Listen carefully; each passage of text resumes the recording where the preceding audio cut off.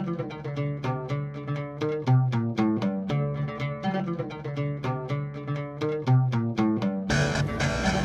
and welcome to Ben and Matt Watch the Booth at the End. Brought to you by the sci-fi-christian.com. Matt, today we are looking at the penultimate episode.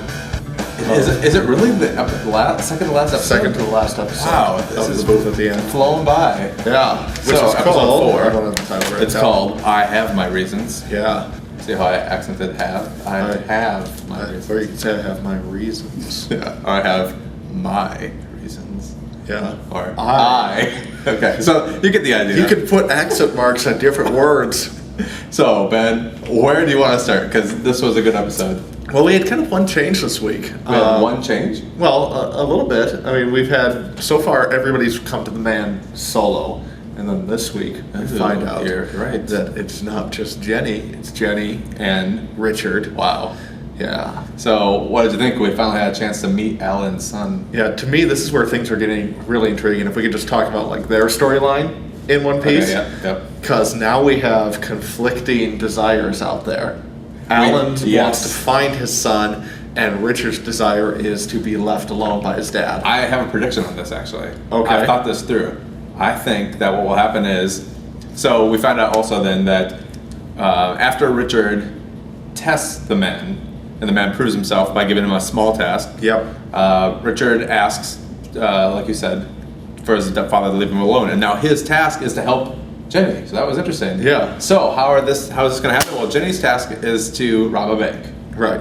And Alan's rob a certain dollar amount from several banks. Right. So in the course of this robbery, the police officer, the detective, Alan, will come on the scene. There will be a scuffle. He will have found his son. Oh, there he is. But then, bam, shot. Alan will be dead, thus leaving his son alone. That could work. And Jenny will get the money. Yeah. So everybody's gonna go with the money. Does she need the money?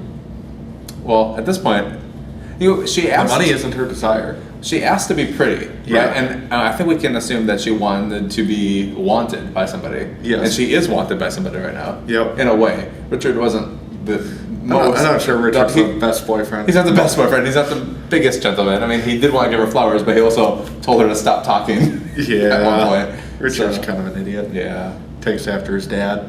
Yeah, but I did feel like maybe this was the best portrayal of Alan. So far, he's always kind of seemed like a jerk, and this week, he finally fessed up that he felt guilty about killing that guy.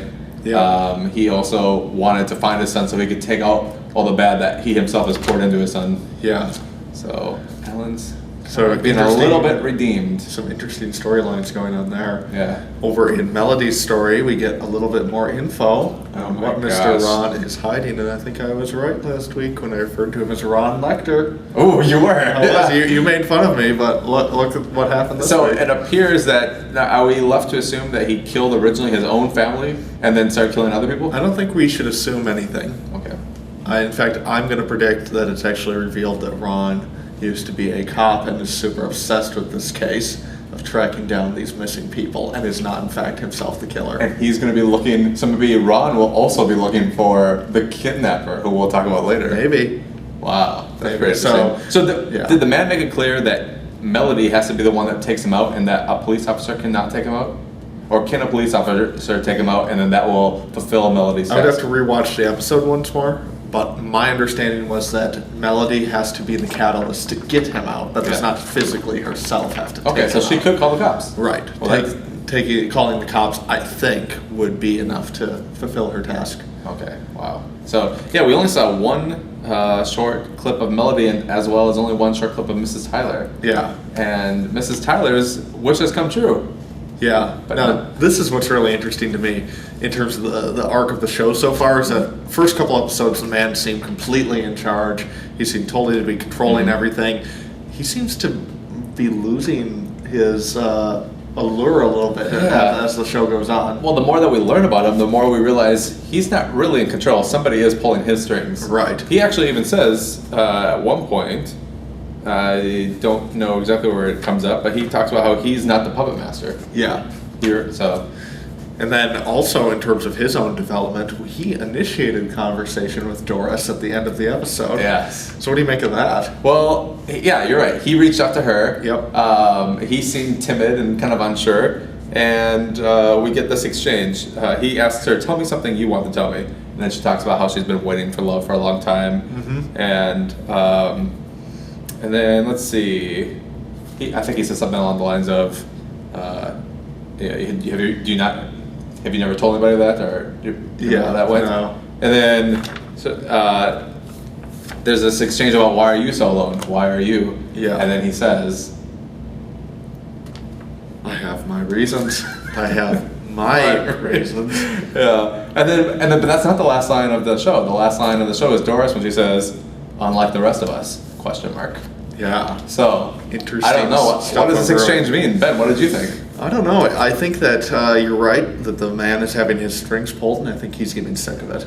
Yeah. I think that part of the agreement is that he wouldn't have any relationships or contact with anybody, and he has decided that he is going to be done. Forget it. With that. Doris is too nice, Yeah. and she feeds me. she feeds me all the time. Yeah.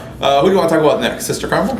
Yeah, we can talk about Sister Carmel. So we should have picked up on this last week when she went to an art show. We should have known that she was going to run into Simon there, because we already knew that there was going to be a connection. Yeah, but we didn't. We missed it. Missed a clue, but yeah, so she's posing for Simon, but they haven't... Posing, now do you think this posing is Titanic style? Yes. I'm guessing not. I'm guessing yes. So she's just wearing a necklace. Well, Maybe her cross. maybe. That's Oh my gosh. No. I don't think we can continue this conversation. I don't. I want to paint you. Yeah. I'm not saying that to you. That's what Simon says Thank too. you. That's what Simon says to his It's sister. not going well. But in any case, there is some relationship magic forming there. Relationship magic. Yeah. There is. But then the man asks the sister, have you heard from God? And she seems to be hearing from God. No, that's not what happens. She's not, but she's upset that the man is implying that she could hear from God without fulfilling her task. Yeah. And- But she didn't say she wasn't hearing from God. No, yes, she did. Well, she said she was happy. Oh, okay. Which maybe that could be the source of her happiness. So, but yeah, that was also interesting that it turns out that there's multiple ways to get what you want. Yes. It's not just his And way. he just presents one. Possibility. Yeah. And then she asks him, do you believe in God? Do you know what he believes in? No. He doesn't actually answer the question and he says, I believe in the details. Oh, that's right. Or is that an answer to the question? I don't know. I don't. Well, you know who's in the details? Who? The devil. The devil is in the details? You never heard that saying? Yes, I have. Oh my goodness. Oh my gosh. Well, if you believe in the devil, you have to believe in God.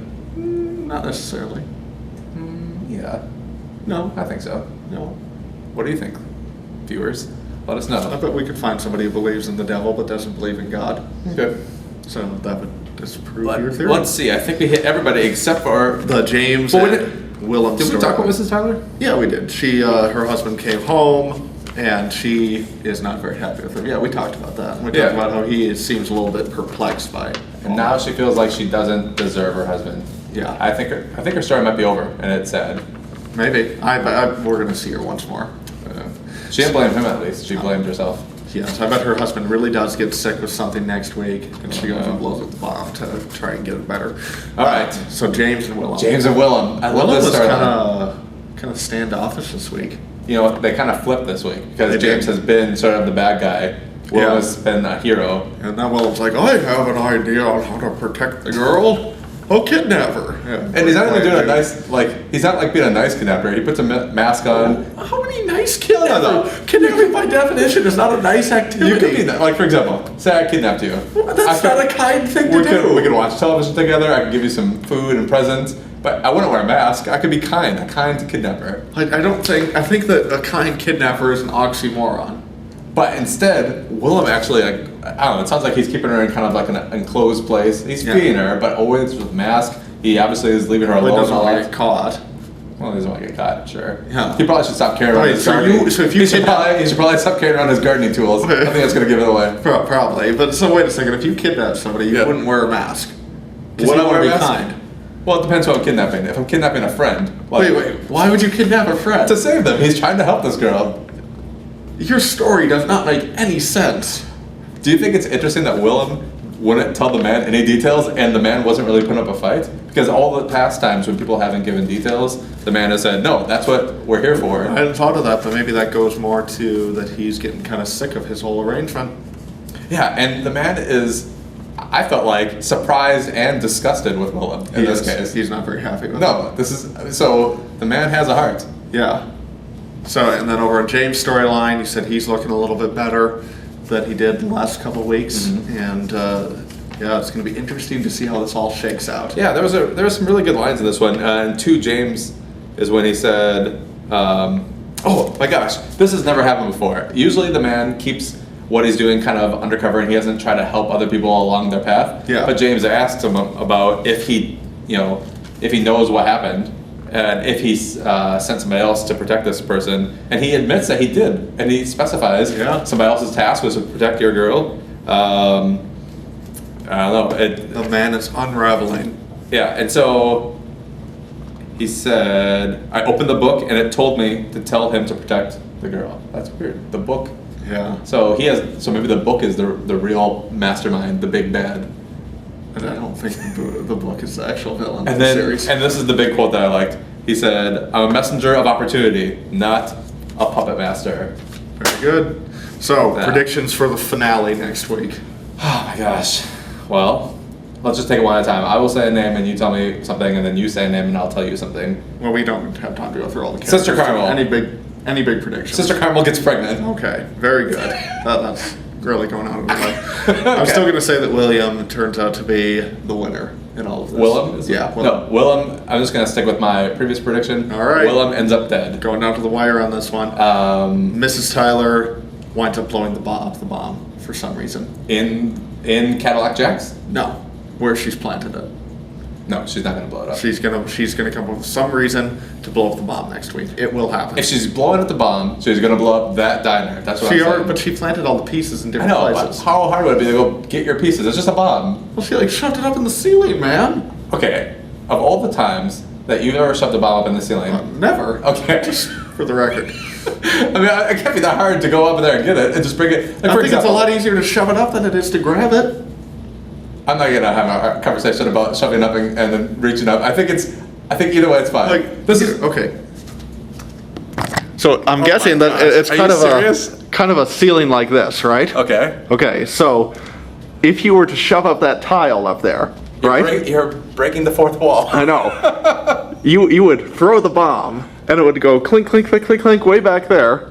And then if you tried to get it again, that's a lot harder than actually shoving up one of these tiles and being able to get the bomb, right? So, if we're going to go with predictions, I'm saying Mrs. Tyler goes back and gets the bomb easily, brings it, and she's mad. She didn't seem mad at the man, but I think she's going to try to put an end to this madness. And blows up, I think it's called Cadillac Jack's. Is that what that place is called? Yeah, I think so, yeah. Oh my gosh, and then Doris is going to get killed. Yeah. And then the man will be even more upset. No, Mrs. Tyler will blow up the bomb where it currently resides. Okay, so that's what you think. Unless she builds a new bomb. That's the only other possibility. What about Melanie? Are we going to see the end of her I story? already predicted that Mr. Ron's going to be a good guy, not a bad guy. All right, and so Jay and Richard get the money, and in the course of that, Alan also gets killed, I think. Yep, I think we've got our predictions lined up. Oh my gosh, that's everybody. So next Sunday, again, on the next episode of the Sci-Fi Christian Podcast, we're going to be interviewing Christopher Kubasik. Yes. So, if you guys have questions for him, let us know in the comments. You can call us at 612-4121-SFC, or you can email us at feedback@thescifichristian.com. Well, Ben, I think that's all from here. I can't wait for the finale. Absolutely, going to be great next week. I'm Matt Anderson. I'm Ben DeBono. And we are the Sci-Fi Christians, signing off.